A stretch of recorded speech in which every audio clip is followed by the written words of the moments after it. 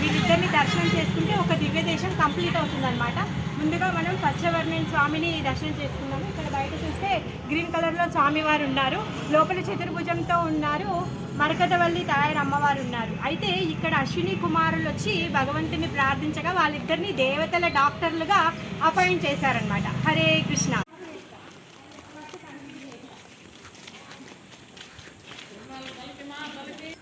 అశ్విని కుమారులు వైద్య శాస్త్రాన్ని చదువుకున్నారు.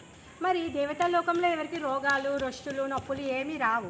మరి వాళ్ళని వైద్యులుగా ఎవరు స్వీకరిస్తారు? వాళ్ళకి ఆ వైద్యులుగా పోస్ట్ ఎవరిస్తారంటే ఈ పచ్చవర్ణన్ స్వామి వాళ్ళిద్దరికి వైద్యులుగా పోస్ట్ ఇచ్చారనమాట.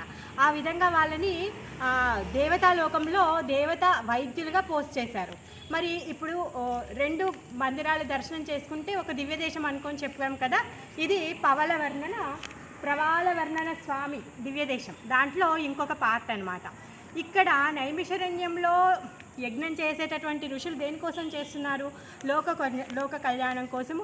ఈ కలియుగం వస్తుందని, ఈ కలియుగ జనాలందరికీ కళ్యాణం కలగాలనేసి వాళ్ళు యజ్ఞాన్ని చేస్తున్నారు. మరి ఈ యజ్ఞం యొక్క ఫలితాన్ని ఎవరికి ఇవ్వాలి అనేసి వాళ్ళందరూ ఆలోచిస్తూ ఉంటే నారదుల వారు చెప్తారు, ఎవరైతే శుద్ధసత్వంలో ఉంటారో, సత్వగుణంలో ఉంటారో వాళ్ళు ఈ యజ్ఞ ఫలితాన్ని స్వీకరించడానికి అర్హులు అనేసి. మరి అప్పుడు భృగు మహర్షి ఎవరు సత్వగుణంలో ఉన్నారా అని చెప్పేసి పరీక్ష చేయడం కోసము కైలాసానికి, తర్వాత బ్రహ్మ దగ్గరికి, తర్వాత వైకుంఠంలో ఉన్నటువంటి శ్రీహరి దగ్గరికి వెళ్తారు. ఈ కథ అందరం విన్నదే. మరి శ్రీహరి యొక్క వక్షస్థలం మీద ఎప్పుడైతే భృగు మహర్షి తన్నారో అప్పుడు లక్ష్మీదేవికి కోపం వచ్చింది.